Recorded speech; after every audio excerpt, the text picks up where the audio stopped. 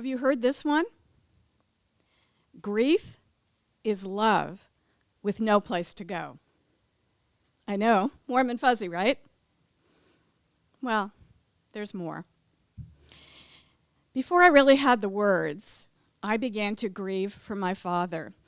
You see, I was less than a year old when he was drafted to become a doctor in a MASH unit in the Korean War. And I remember fragments of my mother trying to keep us together and keep his image alive through epic stories of his kindness and his love. And she called him a god. But as for me, I had nightmares. I never told anyone about this dream, this recurrent dream of losing my father, until I was middle-aged and had a therapist. So it turns out it was a grand dream of archetypes. There were 3 people in the dream, my parents and me, and I could see a nurse with a white cap holding out a candle, and a doctor in white scrubs frantically trying to treat everyone on the field. And then there I was, running around, trying to find my father, to get to him, to tell him that he was dying. We all seemed to know what was going on, but we could just never connect to get that message together. You could say that my subconscious got the grief apocalypse down early. So I began to grieve very early in my life. And you might wonder, what did I even know about death at age 2 or 3? Well, I heard about it all the time from the adults who were talking about the Korean War, even if the New York Times chose to feature it on page 37, calling it a conflict and minimizing the conflicts. But the dad who came home to me when I was just almost 4 years old was the kindest, greatest storyteller, the most incredible person I had ever known. Before there was even take your daughters to work day, my dad used to take me on his hospital visits, the rounds, and take me on house calls with him. And if he had to, he would park me with an interesting person, like the pharmacist who taught me to count, or the wonderful neighborhood ladies of Yonkers who would give me sneak cookies when my dad wasn't looking while he examined their families. Meanwhile, though, my mother was keeping a very dark secret about my father by just not telling everyone everything. So strange things happen sometimes, and my mother was very afraid of this secret getting out. And she would shush me about things I could see with my own eyes. Like one time my dad was very confused about where he was, and he asked me to tell him how this happened. How did he get there? And she would say to me, "Please don't tell anyone, or we'll lose everything." I didn't understand. And it seemed to me that my dad needed some help, but there was no one who was going to explain it to me. See, I think trying to say the words out loud about, well, we used to call it manic depression, what we call bipolar depression today, my mother was just so immobilized by that, and she didn't want anyone to know, so she was often become terrified and not be able to agree to things that would have treated the bipolar depression. Like one time when my dad was starving himself to death, and she couldn't bring herself to agree to let him get electroconvulsive therapy, shock treatment, because she was afraid it would kill him and the story would come out. Both of my parents knew very well how depression had ruined the lives of politicians, athletes, and other professionals. So my mom kept that secret for nearly 50 years from almost everyone. Well, all of this became unraveled suddenly when my mother, who was 71, died from complications of emphysema. My dad's grief was sharp and immediate. But I was trying to think ahead a little bit, like maybe some of those walls could come down. So we got through 1 month, and then 2, and I was beginning to think that things were calming down a little bit, so maybe I could go home and visit my family. My dad called me every 20 minutes. He was very anxious, but I thought we made it through okay, except when I came home the next day, he was doubled over with chest pains. So my plan A of going on wasn't going to work, and I had to cue plan B. His doctor said, don't wait for the ambulance, just go. So I dragged my dad out to the car, and we got in for what should have been a very short ride down the Sawmill River Parkway. Except, of course, when I got on the ramp to the parkway, the traffic was already crawling. So all I could say to my dad, who was whimpering next to me, I'm sorry. I'm sorry. When we finally got onto the highway, the traffic ground to a complete stop. So I thought to myself, what should I do? Should I roll down the window and yell outside, heart attack, and then take the car down one of these side streets the wrong way and hope I don't kill anyone? Daddy, please tell me what to do. I thought about other times with my dad, like that time he screamed at my mother, get me Demerol. And my brother and I watched in horror when he was running around the yard in circles, clutching his chest, as if he could outrun the pain. My mother was chasing after him with a syringe. Or another time when he told me he felt empty and he wanted to die. But I argued with him and he lived.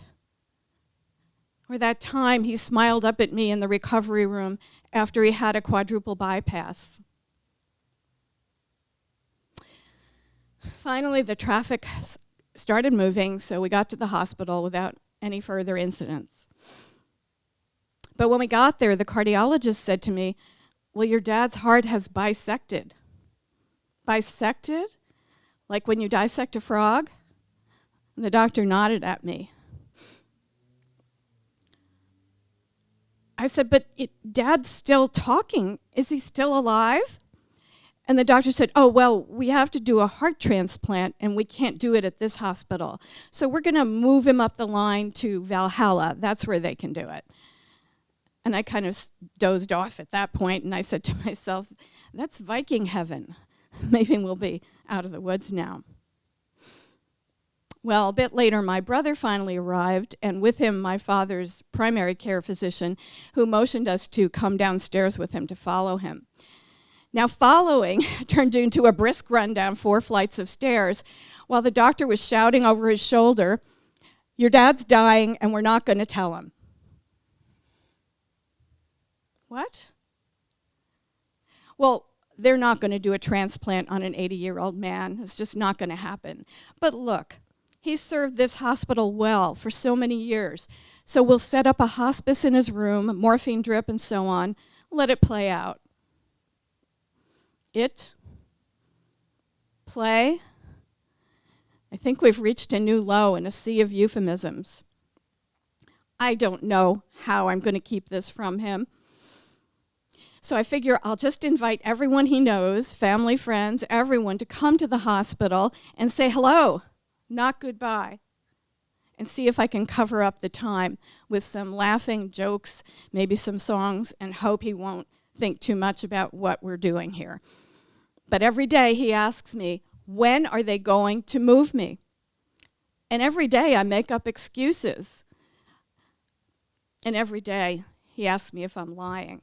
I try saying things like, maybe they haven't found a donor yet. And he says, but they should move me. He's right, of course. But I say, well, I'm not a doctor. You know, it's funny, my mother isn't there to block the truth, but I can't tell him. But thanks to some incredible painkillers, my dad becomes the life of the party again. And as his friends and family troop in, he has a kind word to say to everyone, and he's laughing, and he's telling jokes, and he's singing. He's quoting from a lot of his favorite authors, Chaucer, George Gershwin, Karl Marx, Groucho Marx, and then Emily Dickinson. And if you asked him, he could remember the special symptoms of rare tropical diseases. So it's more like a party. But I do notice that he's leaving out my favorite author, William Shakespeare. When I ask him about it, he says, not yet. It's not time. Well, we get through a couple of weeks like that, but then one night he sits up and his eyes are wide open, and he says to me, well, let me prepare you for that.